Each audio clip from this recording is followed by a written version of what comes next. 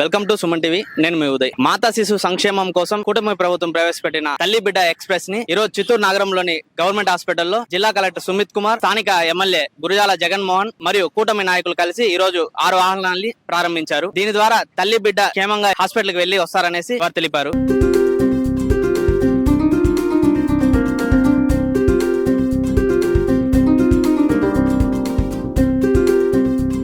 ఆంధ్రప్రదేశ్ రాష్ట్రంలో తల్లి బిడ్డ ఎక్స్ప్రెస్ ఈ స్కీమ్ కింద మెటర్నల్ మొటాలిటీ మరియు ఇన్ఫెంట్ మొటాలిటీ తగ్గించడానికి కోసం ప్రభుత్వం నుంచి ఒక మంచి నిర్ణయం తీసుకోవడం జరిగింది.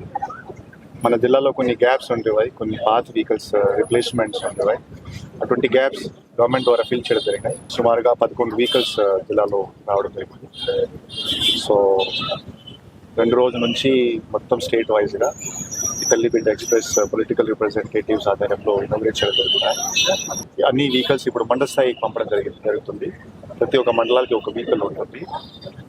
ఈ స్కీమ్ ద్వారా ఖచ్చితంగా ఫ్రీ ఆఫ్ కాస్ట్ ఇంటి నుంచి పికప్ చేయడం, హాస్పిటల్ నుంచి పికప్ చేయడం, హాస్పిటల్కి డ్రాప్ చేయడం, అటువంటి ఫెసిలిటీస్ ఫ్రీ ఆఫ్ కాస్ట్ ప్రజాకి ఇవ్వడం జరుగుతుంది. ఈ సందర్భంగా నేను రాష్ట్ర ముఖ్యమంత్రి వారికి మరియు ఆరోగ్య శాఖ మంత్రి వారికి కూడా ధన్యవాదాలు తెలియజేస్తున్నాను. ఎందుకంటే మెడికల్ ఇన్ఫ్రాస్ట్రక్చర్ స్ట్రెంథన్ అయితేనే మనకి హెల్త్ పారామీటర్స్ ఇంప్రూవ్ అవుతాయి. అందరికీ తెలుసు, గత ఒక 10-15 సంవత్సరాల నుంచి మెటర్నల్ మొటాలిటీ కానీ ఇన్ఫెంట్ మొటాలిటీ కానీ ఆంధ్రప్రదేశ్లో చాలా చాలా తగ్గింది.